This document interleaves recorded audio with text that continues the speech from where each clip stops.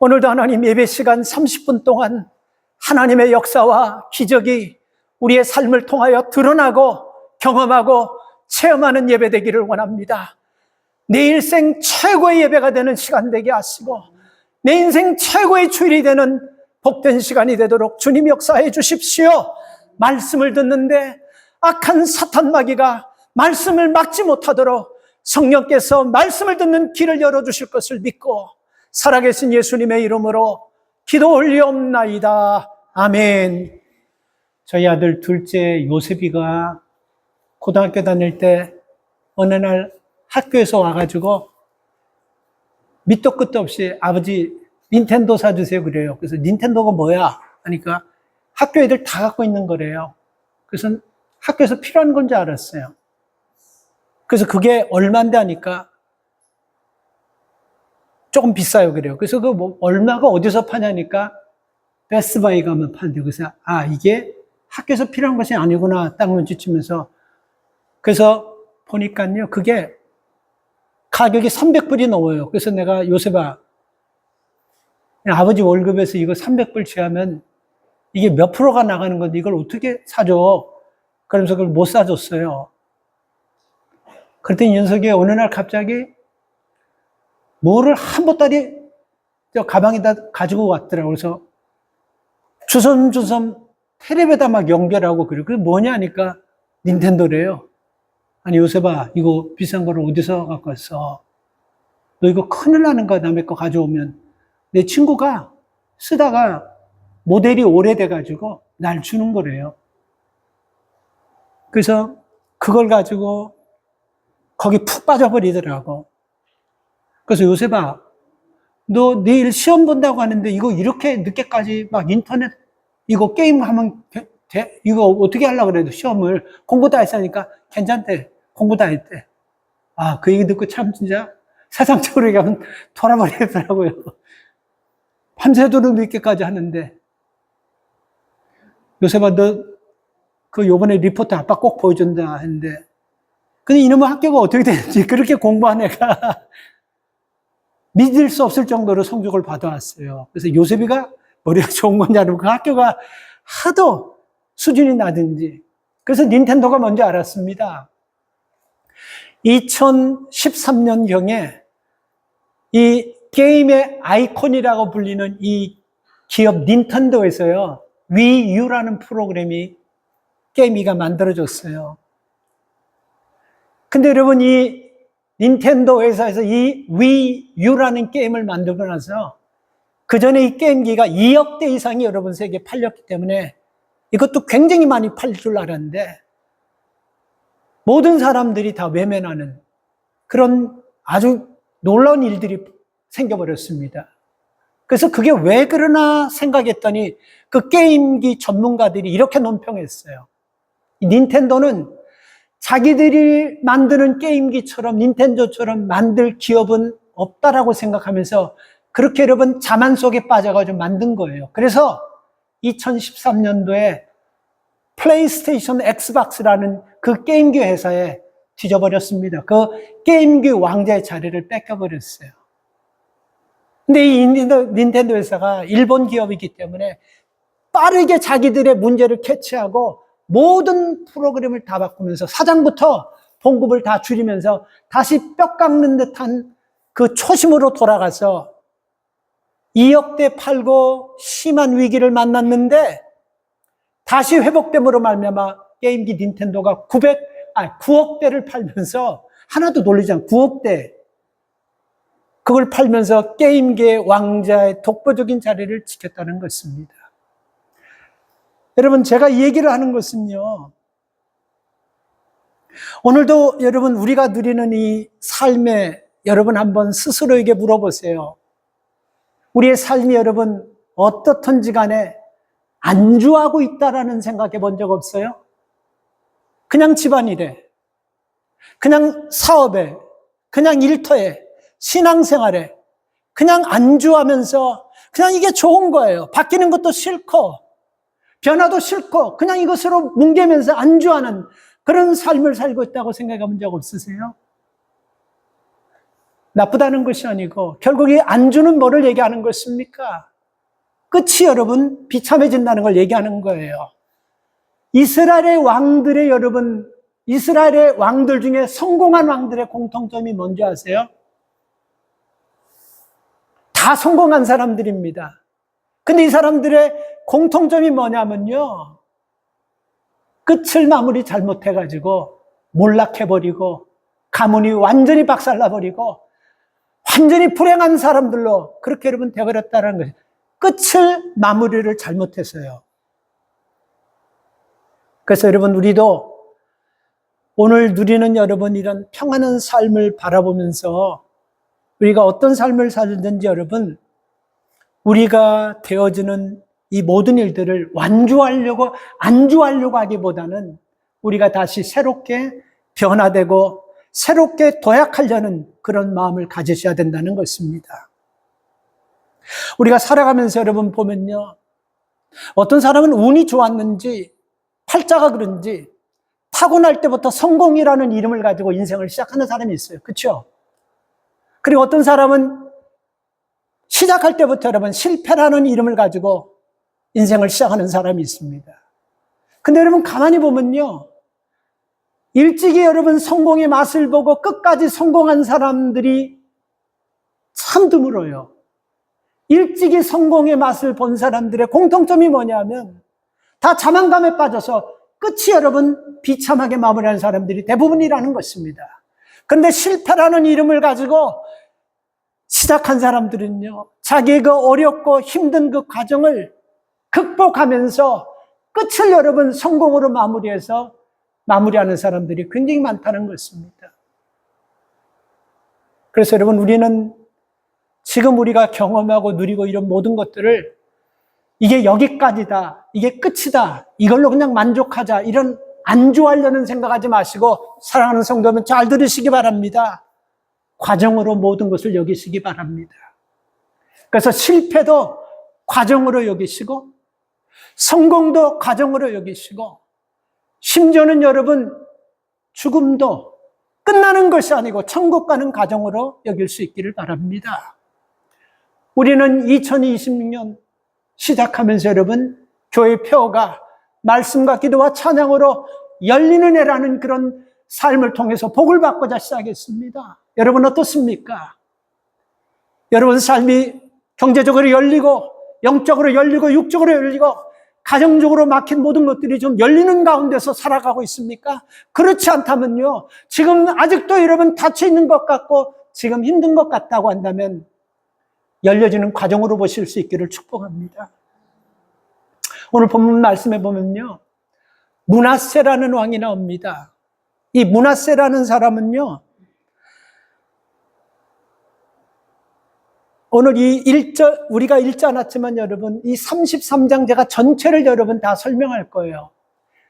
이 33장 1절 말씀을 보면요, 므낫세라는 사람은 12살의 왕이 돼가지고 55년을 유다의 왕으로 치리했다라고 나와 있습니다. 대단하죠? 아버지를 잘 만나가지고 이 금숟가락을 그냥 태어날 때부터 붙잡고 나온 거예요. 12살의 왕이 돼서 55년 동안 여러분 왕으로 살았습니다. 그런데 여러분 60살 될 때 이 므낫세에게 엄청난 사건이 생깁니다. 어떤 사건이냐면요, 아수르라는 나라가 갑자기 이스라엘에 공격해서 이스라엘이 멸망돼 버립니다. 그러니까 여러분이 나이가, 므낫세 왕의 나이가 그때 몇 살이었냐면 학자들에 의하면 60대 중반으로 봐요. 60대 초반에서 중반으로 봅니다. 그러니까 이걸로 여러분 우리가 지금 우리 식으로 설명하면요, 여러분 비즈니스 하다가 30대 40대 한번 자빠지면요, 그거 괜찮은 거예요. 다시 일어날 수 있는 시간도, 다시 일어날 수 있는 기회 충분히 많습니다. 아니 그런데 여러분, 물론 60에도 여러분 비즈니스가 망가져버려도 일어날 수 있어요. 근데 여러분, 우리가 60이 넘어가지고 한번 비즈니스에 데미지를 맞으면 백업이 참 쉽지 않다는 겁니다. 그렇죠? 우리 장세분들은 다 알잖아요. 60대 여러분 중반에 이 므낫세는 엄청난 문제를 당한 것입니다.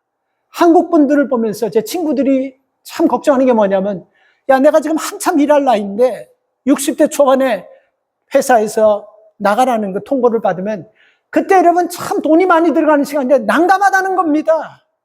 근데 60대 여러분 직장이 잘려버립니다. 그리고 60대 여러분 인생에게, 개인에게 아주 심각한 위기가 찾아버렸습니다. 이게 여러분 므낫세가 55년 동안 여러분 유다 왕으로 있으면서 아수르 때문에 아수르가 나라를 점령하면서 이런 큰 위기를 맞이한 것입니다. 그래서 유다 역사상 여러분 이 므낫세는요 아주 악한 왕 중에 한 사람으로 살아갈 수밖에 없는 그런 사람이었다는 것입니다. 왜 여러분 아수르가 갑자기 쳐들어와 가지고 이 유다, 이스라엘을 여러분 점령시켜버리고 멸망시켜버렸냐면요. 다 이유가 있는 겁니다. 자, 그런데 여러분, 이 므낫세 왕의 여러분, 이 삶을 가만히 보면요. 아주 세상적인 표현으로 얘기하면 아주 악질이에요. 죄를 져도 여러분 아주 악의 끝판왕입니다. 모든 죄를 지을 수 있는 조건을 다 갖추었습니다. 그러니 여러분 얼마나 악한 사람이었겠습니까? 자, 그런데 여러분 이 므낫세가 누구냐면요. 므낫세의 아버지가 누구냐면 히스기야 왕입니다. 이 히스기야가 누굽니까? 히스기야는 여러분 병 들어가지고 곧 있으면 죽을 것 같기 때문에 하나님 앞에 나가지고 하나님 앞에 기도해서 15년 생명을 연장받은 왕이잖아요. 그렇죠? 근데 15년 생명을 연장받아가지고 3년 뒤에 낳은 아들이 누구냐면 므낫세예요. 므낫세는 하나님께서 아버지를 살려줘가지고 그리고 아버지가 건강하게 되고 그리고 아버지가 믿음 안에서 사는 것을 두 눈 뜨고 다 똑똑히 보았습니다.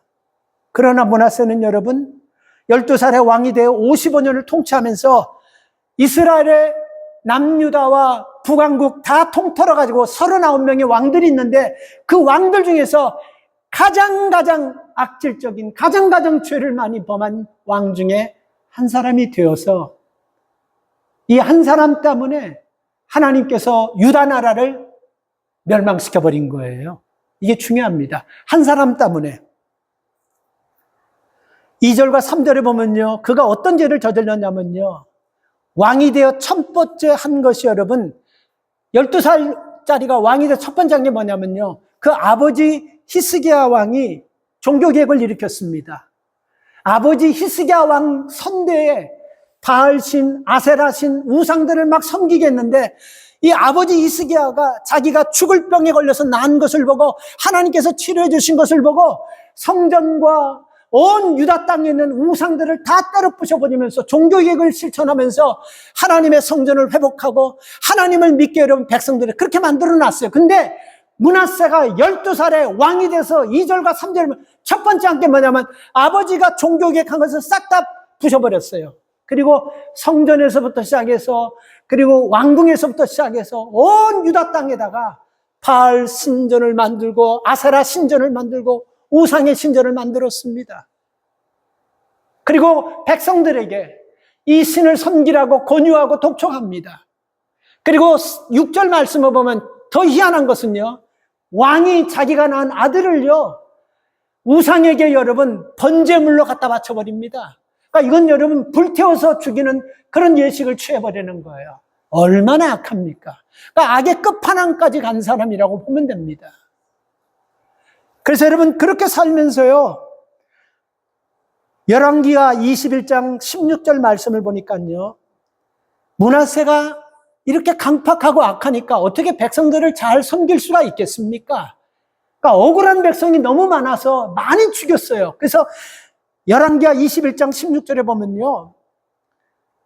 그 억울하게 죽은 사람들의 피가 예루살렘에 넘쳐 흐른다라고 성경은 기록하고 있습니다. 아까 말씀드렸지만 열왕기하 23장 26절에 보면요. 므낫세가 얼마나 악한 사람이었냐면 하나님께서 이 므낫세 한 사람 때문에 경노하셔가지고 이스라엘을 유다 땅을 멸망시켰다고 할 정도로 그렇게 여러분 악하게 사는 사람이 므낫세입니다. 자, 그러면요. 우리가 더 이상 여러분 얘기 안 해도 알만하잖아요. 그렇죠? 사람은요, 죄를 짓고 망하더라도, 나쁜 짓을 하더라도 지 혼자 하다가 지 혼자 인생을 불행하게 비참하게 망가지는 것은 오케이 이거예요. 좋아요. 근데 여러분, 자기가 진 죄 때문에 백성들이 고통을 받고 백성들이 포로가 되어서 끌려가고 백성들이 억울하게 되면서 백성들이 다 성격이 포악해졌다라는 것입니다. 그래서 9절 말씀을 여러분 보면요, 얼마나 백성들이 많이 타락했는지, 유다와 예루살렘 주민이 므낫세의 꾀임을 받고 악을 행한 것이 여호와께서 이스라엘 자손 앞에서 멸망받은 열방보다 더 심하냐. 이게 무슨 말인지 아세요? 이 므낫세 왕하고 이스라엘 백성들이 지은 죄가 하나님 앞에 범죄해서 멸망받은 그 모든 나라의 수보다 훨씬 더 많다는 것입니다. 그러니까 왕이 죄를 짓고 끝난 것이 아니고 백성들까지 전부 다 죄짓게 만들었다라는 것입니다.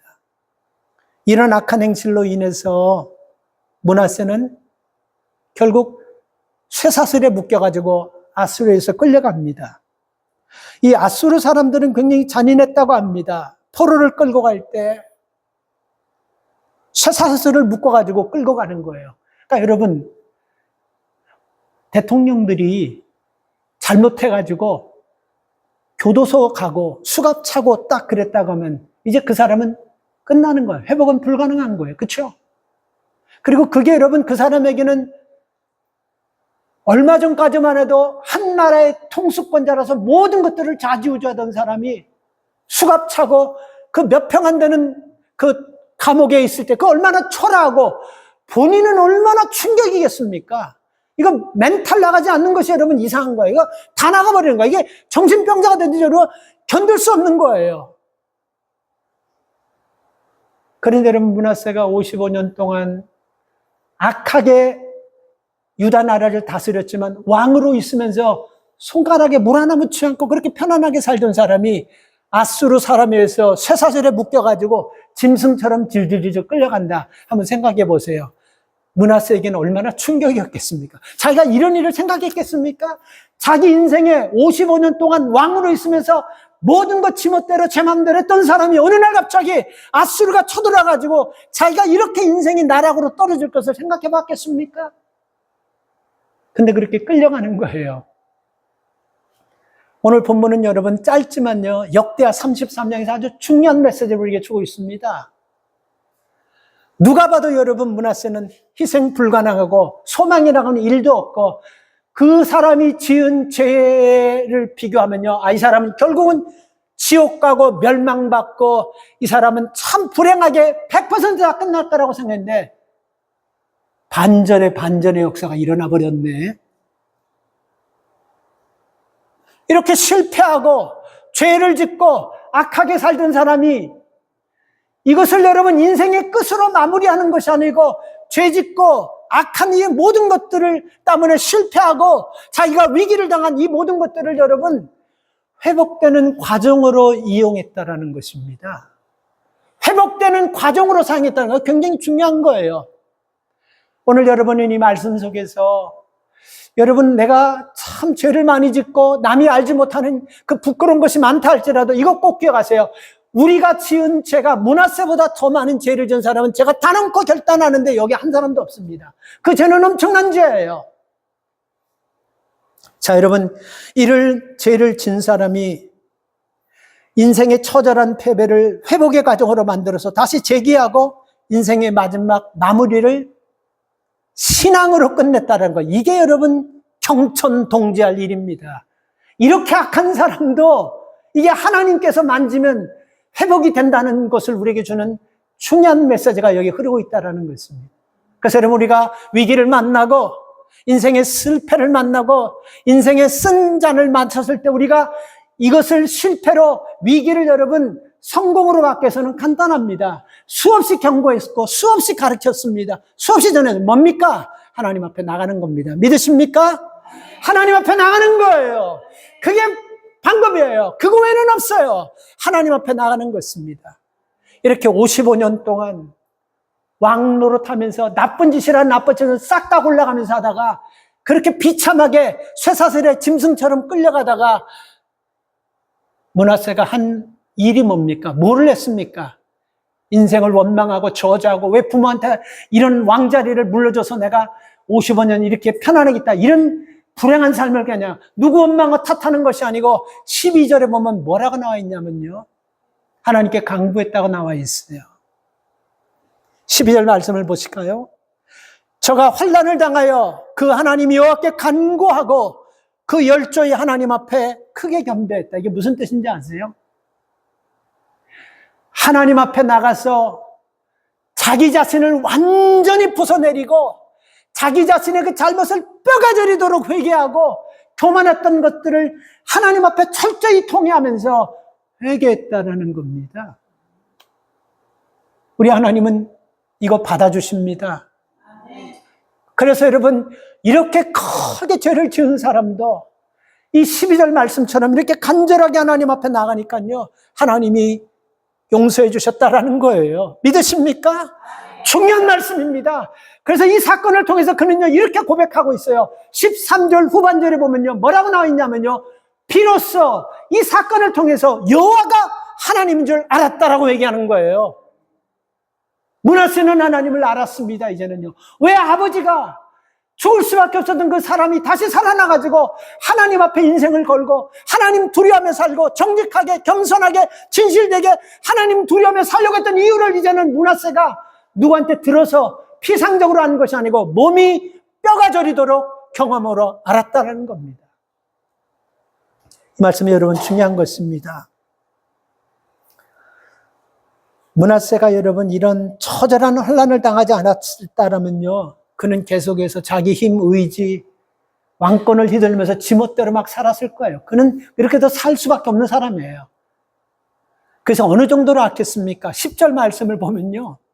어느 정도로 하나님을 무시하고 우습게 여겼냐면요. 10절 보세요. 여호와께서 므낫세와 그 백성에게 이르셨으나 저희가 듣지 아니한 거로 하나님의 말씀도 무시하고 듣지 아니할 정도로 이렇게 여러분 악하게 살았다는 거예요. 하나님의 말씀하는데도 듣지 않아요. 왜 백성들이 이렇게 되었습니까? 아까 9절 말씀에서 얘기한 것처럼 왕이 악하게 사니까 백성들도 악해지는 거예요. 그래서 왕이 하나님 말씀을 무시하고 듣지 않으니까 백성들도 하나님 말씀을 뭐가 뭐 하듯이 그냥 그렇게 들어버리는 거예요. 하나도 두려워하지 않는 것입니다. 그래서 하나님께서 취하신 것이 바로 여러분 11절 말씀을 보면 아수르를 하나님이 보내셔가지고 이스라엘 백성을 치게 만드셔버린 거예요. 한순간에 무너뜨려버리는 것입니다. 그래서 여러분 환난은 인생의 끝이 아니고 더 깊은 성숙으로 가는 과정이에요. 겨울에 매서운 추위는 그냥 추위로 끝나는 것이 아니고 이 추위는 여러분 따뜻한 봄을 준비하는 시간이듯이 환난과 인내는요, 환난은요, 우리가 실패는요, 인생의 역경은요, 우리 속에 있는 믿음과 인내를 다시 깨워서 일으키는 과정입니다. 그래서 여러분 우리는 로마서 5장 3절 4절 말씀을 보면 환난은 인내를 낳고 인내는 연단을 낳고 연단은 소망을 이룬다라고 말씀하는 것입니다. 그래서 우리가 살아가면서 어떤 실패, 어떤 위기, 어떤 환난, 이게 여러분 시간이 얼마나 걸렸냐, 이 위기의 양이 얼마나 크냐, 이게 얼마나 끈질기냐, 이거의 문제가 아니라 어떤 위기와 환난도 우리가 어떻게 그것을 인내하면서 어떻게 그것을 어떤 과정으로 만들 것이냐, 이게 우리의 관건이라는 거예요. 그래서 환난은 인생을 막장으로 우리를 보내는 것으로 보지 마시고 하나님이 새로운 길을 준비하는 과정으로 우리를 빚어가는 과정으로 바라볼 수 있기를 바랍니다. 그래서 오늘의 환난이 내일의 간증이 될 수 있고 오늘의 환난이 훗날 누군가에 힘을 주고 위로할 수 있는 메시지가 될 수 있는 것입니다. 그래서 여러분 어떤 처절한 상황에 처했다 할지라도 어떤 죄를 지었다 할지라도 하나님 앞에 나가면 가슴에 꼭 새기세요. 아주 뼈에다가 새기세요. 반전의 역사는 일어납니다. 회복의 역사는 일어납니다. 전화위복될 수 있습니다. 므낫세가 이렇게 한 이유도 가만히 보면 자기가 보고 들은 것 때문에 그래요. 사실 여러분, 히스기야 왕이 그 아버지 므낫세의 아버지 므낫세 왕의 아버지 히스기야가 처음서부터 그렇게 겸손하게 하나님을 섬겼던 왕은 절대로 아닙니다. 그도 왕이 되었을 때 여러분, 교만이 충천해서 자기가 나라를 모든 것을 다 마음대로 알 수 있고 자기가 정치를 잘해서 이스라엘 땅이 넓어지고 자기들의 나라가 편안한 줄 그렇게 하면서 자기가 가지고 있는 모든 왕궁에 있는 보석, 보화, 보물들을 사람들에게 내보이면서 자랑질하면서 이렇게 살았던 사람이에요.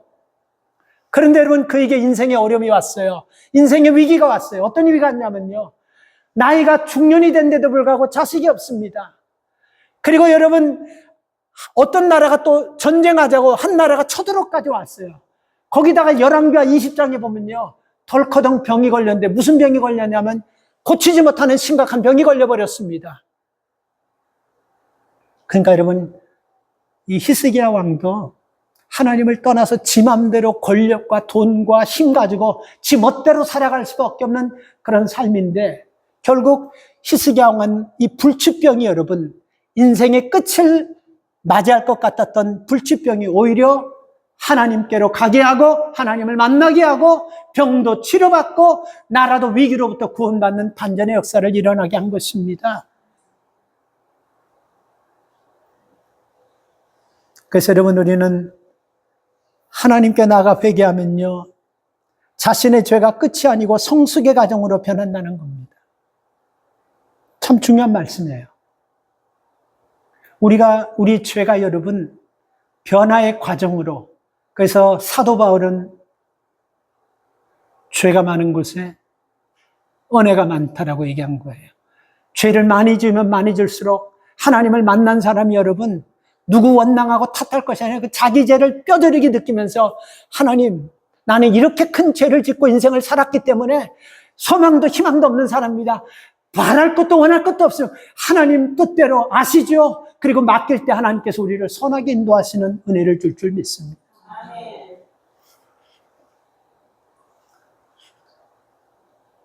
그래서 여러분, 살면서 우리도 므낫세 같이 이렇게 악질적으로 죄를 짓지 않는다 할지라도 우리도 죄 질 수 있는 거 인정하죠?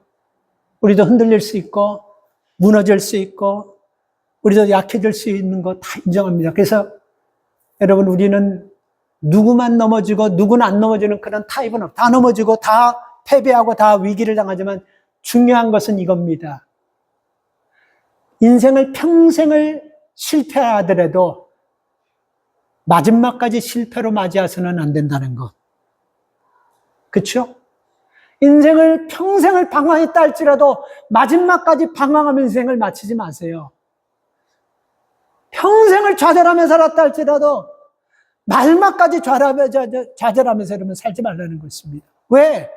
반전의 기회가 있는데, 회복되는 기회가 있는데 왜 마지막까지 여러분 그런 실패하는 인생으로, 주저앉는 인생으로 여러분 우리가 살려고 하는 것입니까? 그래서 여러분, 모든 사람이 살아가다 보면 자기 뜻과 계획대로 되지 않는 인생의 광야 같은 곳을 만날 때가 있어요.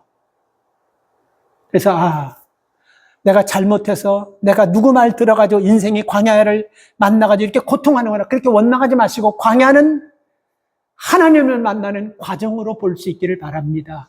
광야는 아무것도 없걸랑요. 광야는 모래사장입니다. 광야는 아무것도 없어요. 오직 하나님께서 하나님만 바라보라고 이스라엘 백성을 광야 쪽으로 인도해서 광야를 통해서 가나안 땅으로 인도했듯이 지금 우리가 위기를 만나고 어려움을 만나면요, 원망하고 불평하게 되지만 이 광야가 하나님을 만나는 기회로, 그리고 내 인생의 끝을 아름답게 마무리하는, 다듬질하는 그런 기회로 광야를 볼 수 있기를 바랍니다. 신학교 교수 중에요, 로버트 클린턴이라는 현대사를 연구하는 교수님이 계세요. 근데 현대교회사라는 그 책에 보면요, 이분이, 그게 우리 신학생들이 참 많이 읽는 책 중에 하나인데, 이분은 여러분 그냥 피상적으로 그냥 데이터베이스를 내서 그냥 대충 한 것이 아니고, 이분이 살아오면서 연구하면서 오랫동안 미국의 대형교회 목사들부터 시작해서 그리고 유럽의 여러분 큰 교회를 하는 목사들, 아시아권에 있는 큰 교회 하는 목사들을 연구하고 어떻게 해서 저렇게 교회 성장할 수 있었고 어떻게 해서 저렇게 교회를 이걸 다 연구했던 사람입니다. 근데 그분이 연구하면서 그 책에 보면요, 90% 이상이 끝을 초라하게 맞이했다라고 기록하고 있어요. 그리고 또 하나 그 연구를 통해서 찾은 것은 뭐냐면 끝마무리를 잘한 사람들의 공통점이 한 가지가 있는데 신학의 바탕이 단단해서라든지 기도만 해서 이게 아니고 한 가지입니다. 이 사람들은 어떤 상황 속에서도 하나님을 바라보았다라고 얘기하고 있어요. 그러면서 여러분 성경의 많은 사람들 중에 마지막을 참 아름답게 마무리한 사람 한 사람을 그분이 여러분 소개인데 그분이 누구냐면요, 다니엘서에 나오는 다니엘이라는 사람입니다. 왜냐하면 다니엘서 1장에 보면 청년으로 이스라엘 사람이었었는데 나라가 멸망하니까 포로가 되어가지고 바벨론에 포로가 돼서 왔어요. 그러니까 다니엘서 1장에 보면 청년 다니엘부터 시작해서 그 다니엘서 6장에 보면 80 먹은 노인 다니엘의 모습은요 전혀 변하지 않았다는 겁니다. 그 인생에 수많은 어려움이 있었습니다. 과거도 그렇고 현재도 그렇고 앞으로도 그렇고 희망도 보이지 않는 그런 상황 속에서 그는요 어떻게 끝까지 흔들리지 않고 믿음을 지키며 살 수 있었나 이렇게 보니까요 그는 위기 때마다 타협하지도 않고 하나님을 꼿꼿하게 바라보았기 때문에 인생을 아름답게 마무리했다라고 얘기하고 있어요. 부모 잃어버렸습니다. 그 사람도요. 나라 잃어버렸습니다. 성전 다 깨져버렸어요. 희망이 없어요. 그리고 여러분 그 왕궁의 정치판은요 언제 뒤바뀌어가지고 그 다니엘이 위기를 만날지 아무도 알 수 없어요. 그래서 여러분 억울하게 사형 선고를 해서 풀무불과 사자굴에까지 들어가서도 타협하지 않고 끝까지 하나님을 봤기 때문에 그 인생은요 하나님께서 마지막을 끝까지 아름답게 끝낼 수 있었다라고 기록하고 있다는 것입니다. 여러분 저는 우리의 삶을 여러분 어떤 가운데 있다 할지라도 어떤 위기가 온다 할지라도 지금 힘든 곳만 보지 마시고 이 과정은 내가 새롭게 되는 과정으로 믿으시고 어떤 어려움도 내가 어떤 죄를 졌다 할지라도 하나님 앞에 므낫세처럼 나오시기를 주의 이름으로 축복합니다. 두 번째는 여러분 이 말씀 속에서 므낫세가 자신의 그 실패한 인생을 여러분 다시 회복되는 길은요 기도했다는 것입니다. 55년을 통치한 유다 왕이 한순간 쇠사슬에 결박되어 가지고 다른 나라로 끌려가는 이유가 뭡니까? 하나님께서 아수르를 이스라엘에 보내 가지고 이스라엘을 멸망시켜 버렸잖아요. 이거 하나님께서 하신 것입니다. 하나님의 심판이에요. 자, 그렇다면 여러분, 이 하나님의 심판 속에서 첫 번째 한 게 뭐라 그랬죠? 12절에 하나님 앞에 나갔다 그랬죠. 그리고 자신이 겸비했다 그랬죠. 아주 겸손하게 바닥까지 떨어져서 자기의 잘못 철저하게 얘기했다 그랬죠. 두 번째 뭡니까? 12절에도 나와 있어요. 간구했다라고 나와 있습니다. 그 간구가 무슨 뜻인지 아세요? 그냥 우리가 일반적으로 기도하는 거 아니에요. 간절하게 기도했어요. 그리고 13절에도 보면요. 하나님께 기도했다라고 나와 있어요. 여러분 지금 므낫세는요. 그 기도하면서 아이고 내가 이거 다시 살아서 다시 유다 땅으로 가서 왕으로 내가 복귀해야 되는데 내가 다시 왕으로 회복돼야 되는데 이런 기도했을까요? 이거 꿈도 못 꿔요. 이제는 여러분 무슨 기도했냐면요. 이 아수르 사람이 왜 잔인하고 왜 무섭냐면요. 여러분 기억하세요? 요나가 니느웨로 가려고 하는데 다시스로 간 이유가 뭐냐면요. 결국은 여러분 니느웨 가서 복음을 전했지만 이 니느웨가 어느 나라 수도냐면 아수르 수도예요. 아수르는 그만큼 잔인하고 악했기 때문에 요나는 거기 가서 복음 전하고 싶은 마음이 1도 없는 거예요. 그래서 그는 망해야 된다고 생각했는데 그 잔인한 사람들을 구원하라니까 요나가 안 간 거예요. 결국은 갔지만. 그러니 여러분 므낫세가 기도할 때 무슨 기도를 했겠습니까? 이제 왕실에 이제 거기 포로가 돼서 끌려가면 그 사람들의 특징이 팔을 자르든지 다리를 자르든지 눈을 빼든지 병신을 만드는데 이게 이제 죽고 사는 위기 가운데 있는데 그 기도가 그런 기도 우리가 죽고 산 가운데 있는 사람들의 기도가 어떤 기도겠어요? 이건 생명 걸고 하는 기도예요. 왕이 뭐 회복돼. 이건 꿈도 꾸지 않았어요. 그런데 여러분, 12절에 간구했다라고 나오고 13절에 보면 기도했다라고 나오는데 하나님 앞에 간절히 기도했습니다.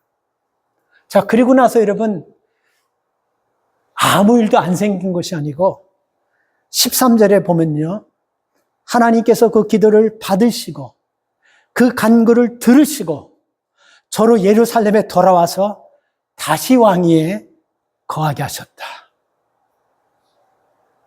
아무 반응이 없습니까? 감동되잖아요. 하나님께서 그의 기도를 들으시고 하나님께서 그의 기도를 받으시고 그 악질같이 그 죄가 하늘을 쌓을 정도로 그 큰 죄를 지은 사람을 다시 용서하셔서 이스라엘의 왕으로 삼아주셨다. 할렐루야 아니에요, 이럴 때. 이거 여러분, 그래서 저는 이 말씀을 보면서 우리 가운데 어떤 죄를 지은 사람도 주님 앞에 나오면 용서받지 못할 죄가 없고 우리가 치유되지 못할 죄도 없고 문제를 받지 못할 그런 상도 없다라는 것입니다. 근데 우리가 한 가지 이 므낫세에 살면서 아쉬운 마음은 좀 있죠. 그렇잖아요. 아니 왜 처음부터 고분고분하게 하나님 말씀에 순종하면서 겸손하게 살았으면 이렇게 징글징글한 고통, 이렇게 징글징글한 어려움, 이렇게 진짜 인생의 나라까지 떨어지는 망신, 아픔, 그거 아마 여러분 짐승처럼 질질질질 끌고 가는 사람들을 보면서 사람들이 그 사람 보면서 뭐라고 해요? 본인이 어떻게 멘붕 나가버렸을 거예요. 제정신으로 못 나갔을 거예요. 근데 그런 모습을 여러분 보면서 어떻겠습니까, 여러분? 그는 충분히 그러지 않을 수가 있었잖아요. 왜? 아버지를 보면서 하나님께서 살려주셨기 때문에 나도 그 살아계신 하나님을 믿고 섬기면 우리가 이런 아픔, 이런 고통 당하지 않잖아요. 그렇죠? 우리 부모님들이 아이들에게 자주 하는 얘기 중에 지난번에도 말씀드렸지만 누구나 한 번씩 다 해봤어요. 너 맞고 할래? 그냥 할래? 물론 안 맞고 그냥 하면 좋죠. 맞고도 깨닫고 돌아오면 더 좋죠. 그런데 그렇게 두들겨 맞고도 그렇게 코를 몰라가지고 아주 박살이 나고도 끝까지 덤비고 끝까지 고집 씌우면서 끝까지 여러분 자기 잘못했다고 하지 않는 그런 사람이 있는 것입니다. 므낫세가 그런 사람이죠. 그러니까 므낫세는 쉽게 회복될 수 있는 문제를요 너무 멀리 빙 돌아서 여러분 고통이라는 고통, 어려움이라는 어려움 다 겪고 돌아왔다는 것입니다. 사랑하는 성도 여러분, 물론 안 돌아오는 것보다 낫습니다. 의도 터지지 않는 것보다 낫죠. 근데 의도 터지고서라도 돌아왔으니 참 감사한 겁니다. 오늘 여러분 우리는 이것을 보면서 빙글빙글 돌아다니다가 인생 역경, 고난, 수모 다 받으면서 어려움 당하지 않을 고비고비 다 넘기면서 실컷 얻어 터져서 엉망진창돼서 돌아오는 것이 아니라 좋은 말로 하나님 말씀할 때 잘 들으시고 하나님 앞에서 겸손하게 믿음으로 살기를 주의 이름으로 축복합니다. 므낫세는 이때부터 완전히 달라졌습니다. 가만히 놔두면 이스라엘에게 최악의 왕으로 끝났을 것인데 하나님께서 그를 살려주셨다는 것이 회복해 주셨다는 것입니다. 여러분 갑자기 삶에 어려움이 왔습니까? 경제 문제로 갑자기 여러분 어렵고 건강 문제로 갑자기 어렵고 자녀 문제로 직장 문제로 사업 문제로 갑자기 어렵습니까? 요거는 기억하세요. 하나님께서 그 여러 어려운 거 모르는 거 아니라 하나님이 그 일에 개입하셨다는 걸 믿으세요. 개입하셨어요. 돈 문제 그거 하나님이 개입하신 겁니다. 건강 문제 하나님께서 내 문제에 개입하신 겁니다. 관계 문제 하나님께서 내 일에 개입하신 거예요. 여러분 환난을 왜 환난이라는 거 하는 줄 아세요? 내 힘으로 할 수 없기 때문에 환난이라고 하는 거예요. 환난은 내 힘으로 할 수 없는 거예요. 이 심판을 지금 누가 작정하고 이 책망을 누가 지금 하는 겁니까? 하나님이 하시는 거예요. 그래서 하나님이 개입하셨기 때문에 믿으세요. 그 문제는 끝이 아니라 회복하시는 과정으로 믿고 하나님 앞에 나와 기도하면 회복될 줄 믿습니다. 우리가 이 믿음을 가지고 사는 거예요. 우리가 이 믿음을 가지고 하나님 앞에 나오는 것입니다. 이전까지 므낫세가 어떻게 살았습니까? 어떻게 행동했습니까? 모든 우상이라는 우상은 전부 다 불러 모아가지고 아주 우상 백화점을 만들어 놓고 못된 짓은 못된 짓 다 해버렸어요. 지만 그랬나? 백성들까지 그렇게 못된 짓을 다 했습니다. 그리고 자기 아들까지 여러분 불러 태워가지고 우상에게 드리는 못된 짓에 극치를 도달했습니다. 근데 그렇게 해서 얻은 게 뭐예요? 그렇게 해서 얻은 게 뭐예요, 여러분?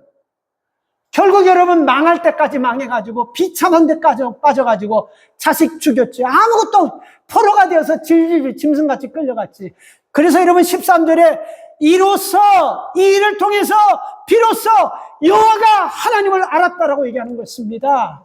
여러분 위기 통해서 아픔 통해서 고난 통해서 하나님을 만나는 것이 아니고 말씀을 통해서 예배를 통해서 하나님의 날마다 순간순간 인도하심을 통해서 하나님을 알아가는 여러분 되시기를 바랍니다. 므낫세는 유다 역사상 가장 악한 왕이지만요, 하나님의 관점에서 보면 포기할 수 없는 사람이었고 사랑하는 아들이었습니다. 오늘 우리가 어떤 사람을 볼 때 이 사람은 안 된다고 할지만 하나님 볼 때 그 사람 포기하지 않고 지금도 여러분 놓지 않고 계시는 사람이에요. 저는 이렇게도 생각해 봤어요. 어쩌면 여러분 히스기야 왕 아버지 때문에 므낫세를 용서한 것이 아닌가 하는 생각도 해봤어요. 히스기야가 불치병에 걸렸을 때 하나님 앞에 나가가지고 한 게 뭐냐면요, 역대상 20절에 보면요, 역대상 20장에 보면 하나님 내 생명을 좀 연장해 주십시오. 내가 하나님 앞에 잘한 것 없지만 내가 선한 것을 조금이라도 한 것을 기억하셔서 내 생명을 연장해 주십시오 하면서 하나님께서 히스기야의 선한 일을 기억하시고 생명을 연장해 주셨습니다. 우리가 이거 우습게 보지 마세요. 솔로몬 때 나라를 쪼개버리려고 하다가 하나님께서 솔로몬에게 뭐라 그랬죠? 네 아버지 때문에 네 때에 나라를 쪼개지 않겠다고 말씀하셨어요. 오늘 여러분 우리 믿음의 부모들이, 어른들이 왜 믿음 안에서 끝까지 위기와 고난을 통해서 하나님을 믿고 하나님 앞에 나가야 되냐면요, 내 인생 하나의 문제로 끝나는 것이 아니고 우리의 후손이 여기 다 걸렸다는 걸 꼭 기억하시기 바랍니다. 환난 당할 수 있어요. 위기 당할 수 있어요. 흔들릴 수 있어요. 실패할 수 있어요. 그러나 이게 끝이라고 생각하지 마시고 과정이라고 생각하시고 우리가 하나님 앞에 나가야 된다는 것입니다. 마지막으로 여러분, 실패는 끝이 아니고 과정으로 만들려고 하면요, 여러분 첫째가 뭐죠? 하나님 앞에 나왔죠. 두 번째가 뭐죠? 12절에서 간구하고 13절에서 하나님 앞에 기도했다 그랬죠.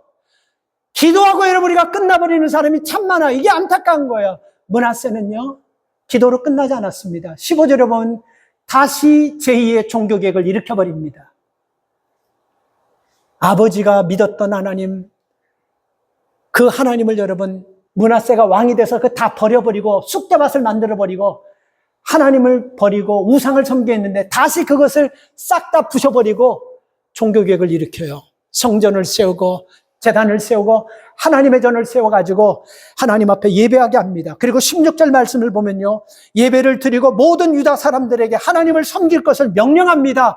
그리고 18절에 보면요, 그의 기도가 열왕의 역사에 기록될 정도로 그는 기도하는 사람이 되었다라는 것입니다. 말씀 결론 내릴게요. 좀 아쉽지만 시간이 좀 더 있으면 좋은데 말씀을 결론을 내릴게요. 여러분, 제가 이 말씀은 여러분들에게 강조하는 말씀 중에 한 말씀입니다. 아, 내가 이 정도 이 나이 돼서 살았는데 뭘 또 더 바뀌어, 이런 마음 갖지 마세요. 이런 마음 갖지 마세요.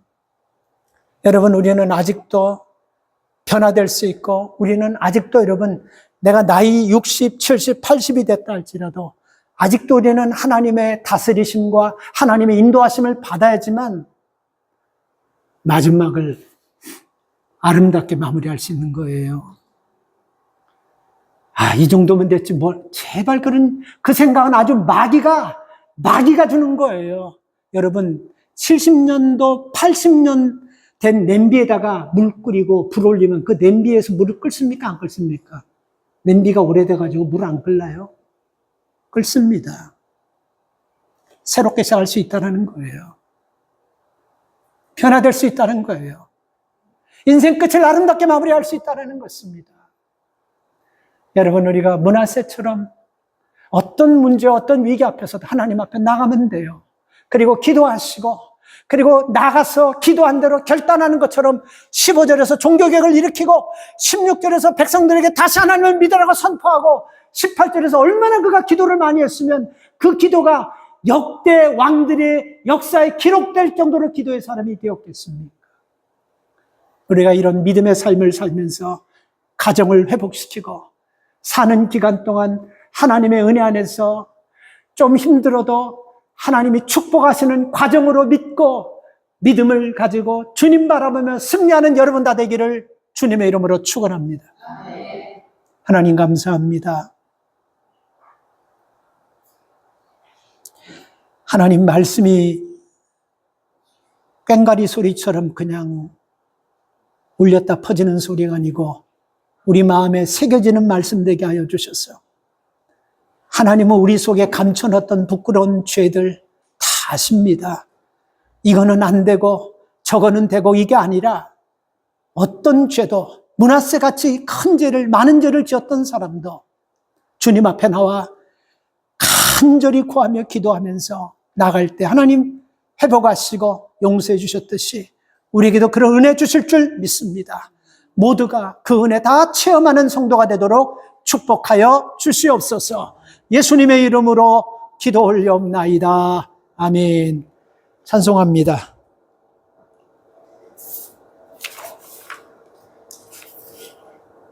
(484장) 484장.